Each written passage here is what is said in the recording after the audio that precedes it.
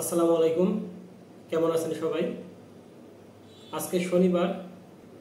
আজকে ফরিদপুর জেলার নগরকান্দা উপজেলার রসুলপুর ছিল হাটবার। ওইখানকার ব্যবসায়ী আব্দুল খালেক, তার সাথে আমরা যোগাযোগ করে আপনাদের জন্য একটা আপডেট রেডি করছি। কারণ অনেকেই বলেন যে ভাই আপনারা বাজারে না গেলেও আমাদেরকে একটা আপডেট দিবেন, আমাদের জন্য উপকার হয়। শুধুমাত্র তাদের জন্য আজকে এই আপডেটটা রেডি করা। ইনশাআল্লাহ আগামীকাল আবার বাজারে যাব এবং বাজারে গিয়ে আপনাদেরকে বাজারের আপডেটটা দিব।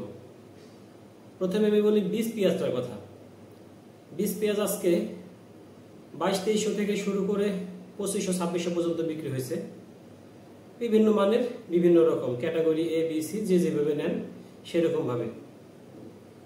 আর যেটা খাবার পেঁয়াজ সেটা বিক্রি হয়েছে 2400 থেকে 2550 টাকা সর্বোচ্চ।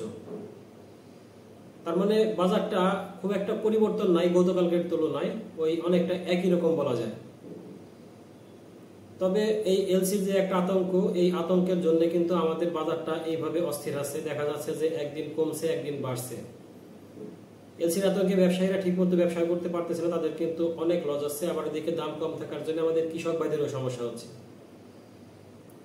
প্রিয় দর্শক, আরেকটা বিষয় বলি, আমরা কিন্তু আমাদের চ্যানেলে নিয়মিত পেঁয়াজ বীজের আপডেট দিচ্ছি।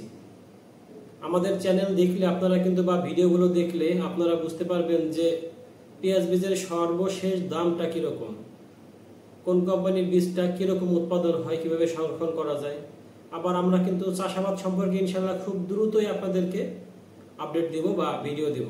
তাই আমাদের চ্যানেল দেখলে আপনারা পেঁয়াজ চাষ সম্পর্কে কিছু হলেও জানতে পারবেন। ধন্যবাদ সবাইকে। আল্লাহ হাফেজ।